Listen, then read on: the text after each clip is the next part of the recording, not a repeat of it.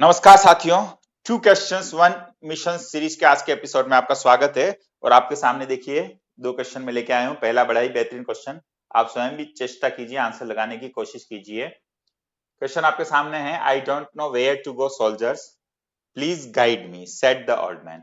अच्छा, कई बच्चे तो इस वजह से शक पका जाते हैं क्वेश्चन, क्योंकि ज्यादातर प्रैक्टिस करते हैं तो वो आपको जो रिपोर्टिंग क्लोज होता है वो इस हिस्से में दिखाई देता है, the old man said to him, या ऐसा कुछ दिखाई देता है। तो जब वो शुरू में इस तरह इन्वर्टेड कोमा देखते हैं डायरेक्ट इनडायरेक्ट के क्वेश्चन में, तो उनको लगता है कि कोई नया क्वेश्चन, कुछ नहीं नया, कुछ नहीं है, वही चीजें हैं घुमा फिरा के। सेड द ओल्ड मैन, ये इधर होता द ओल्ड मैन सेड, वही बात है। चलिए, अब आपको ये पता चल गया कि old man said I don't no. अब देखो, क्वेश्चन का आंसर मैं आपको बता दूंगा, एक सेकंड में भी आप लगा पाएंगे। जो प्रैक्टिस करता है एकदम बता पाएगा, आई का ही हो रहा होगा, डोंट का डिडंट और ऐसा एक ही ऑप्शन में हो रहा है। और गलत ऑप्शन कैसे जज करें वो भी मैं आपको बता दूंगा। पर पूरे कंसेप्ट से आगे बढ़ते हैं, ताकि इस एक क्वेश्चन में नहीं, ऐसे 10 क्वेश्चन में हम अच्छे से कर पाए।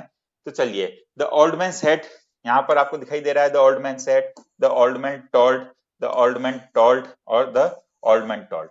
अब देखिए, टोल्ड तब हम लगाते हैं जब सेड टू समवन या सेड टू हिम या सेड टू देम होता, तब टोल्ड लगाते हैं। तो अगर यूं देखो तो फिर देखते से ही आपको पता चल जाएगा कि यहां पर सुनने वाला मौजूद है, पर टोल्ड के साथ लगा दिया टू और टोल्ड के साथ लगा दिया टू। तो थर्ड और फोर्थ ऑप्शन आपको देखते से गलत नजर आ जाएंगे। मैं पूरा आंसर भी बताऊंगा कैसे जज करना है, पर एक बार टोल्ड के बाद टू आ जाए इस तरह क्वेश्चन में, वो आपका देखते से ही क्या हो जाएगा, गलत हो जाएगा। टोल्ड टू द सोल्जर्स आ गया, ठीक है।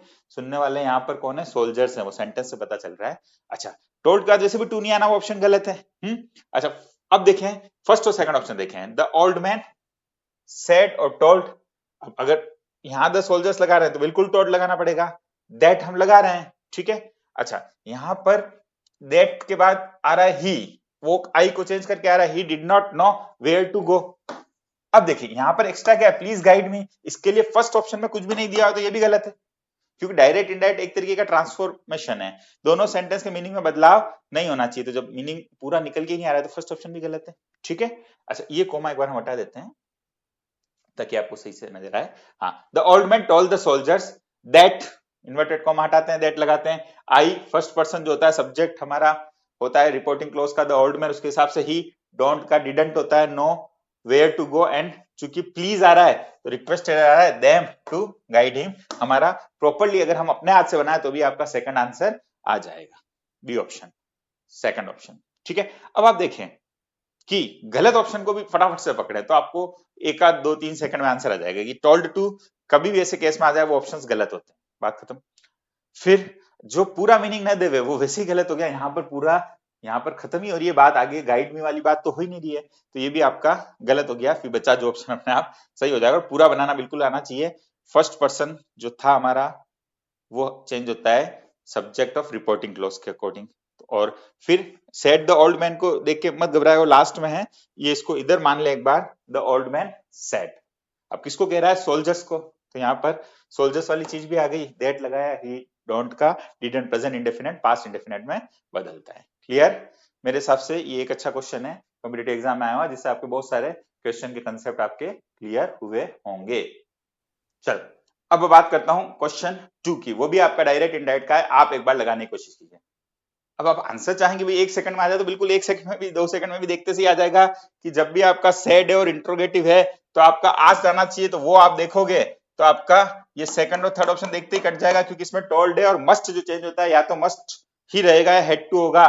तो अब हेड टू किस ऑप्शन में, इसमें नहीं है, ये आपका करेक्ट आंसर आ जाएगा। पर इस तरीके से आप एक क्वेश्चन अच्छे से कर रहे हैं, पर एक नहीं, हमको पूरा कंसेप्ट कवर करना है। तो आप देखें, आई सेड रिपोर्टिंग क्लोज, बाहर वाला हिस्सा वो इधर भी हो सकता था, इधर भी हो सकता था। किसी से प्रश्न पूछ रहा है तो सेट या सेट टू जो होगा वो चेंज होगा आस्ट में। अब मस्ट टू गो सो सुन, कोई है सुनने वाला जो मेंशन नहीं है, जरूर नहीं कि हर जगह मेंशन हो। हम जो प्रैक्टिस करते हैं वो सिस्टमेटिक प्रैक्टिस करते हैं, ऑप्शन जब आता है एग्जाम में एमसीक्यू तो उसको उसी तरीके से डील करना होता है। तो हमने मान लिया हिम। अब जब भी यस नो क्वेश्चन होता है वो किससे जोड़ा जाता है, या तो इफ या वेदर, या तो यहाँ पर इफ नजर आएगा, और इफ ना होता तो वेदर भी आपका करेक्ट था, ठीक है। आई सेड, अब यहां पर यू को कहा जा रहा है, पूरा डिटेल में कंसेप्ट करें तो सेकंड पर्सन जो चेंज होता है वो किसके अकॉर्डिंग चेंज होता है, ऑब्जेक्ट के अकॉर्डिंग, रिपोर्टिंग क्लॉज क्या, सुनने वाले के अकॉर्डिंग। अब यहाँ जब हम सुनने वाला हिम मान रहे हैं तो उसके अकॉर्डिंग ही चेंज किया, मस्ट को हैड टू, गो, सो, सून, और लास्ट में हमेशा फुल स्टॉप आता है। प्रश्नवाचक चिन्ह इनडायरेक्ट स्पीच में नहीं यूज करते हैं। ये देखिए आपके सामने।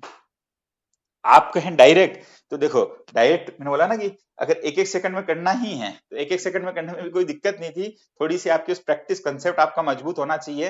यहाँ पर दो ऑप्शन इसलिए गलत हो गए, टू की वजह से, और ये पूरा नहीं है तो गलत हो गया, अपने आप सही आ गया। और जब इसमें बात की, सॉरी, जब मैंने इसमें बात की तो आपको सिर्फ देखना था मस्ट, या तो मस्ट ही रहता है या हेड टू में चेंज होता है, ऐसा एक ही ऑप्शन था, उससे आपने कर लिया। और सेड टू है तो आज होगा, तो ये दोनों ऑप्शन देखते से ही गलत हो गए। मैं एक बार सब मिटा देता हूं ताकि आप पूरा देख सकें कि करेक्ट आंसर कौन सा है। चलिए, तो सेकंड क्वेश्चन में ये आपका आंसर था, और जो फर्स्ट क्वेश्चन था उसमें आपका था आंसर कौन सा, सेकंड वाला, जो आपके कंप्लीट मीनिंग दे रहा है, प्लीज आ रहा है तो रिक्वेस्टेड आ नहीं था। ऐसी एक एक छोटी छोटी चीज पकड़ के भी आप इस तरीके का क्वेश्चन सही कर सकते हैं। चलिए, इसी तरह फिर मिलेंगे आपसे नए क्वेश्चंस लेके। आप चैनल को, बिल्कुल आपका अपना चैनल है, वीडियो पसंद आया तो लाइक कीजिए, शेयर कीजिए, चैनल को सब्सक्राइब कीजिए, और अपना कमेंट जरूर दीजिए कि आपका आंसर सही आया था या गलत आया था। और भी कुछ पूछना है तो आप कमेंट बॉक्स में कमेंट करके पूछ सकते हैं। फिलहाल के लिए इतना ही, वही बात कहूंगा, that's all for the moment, thank you very much Indeed.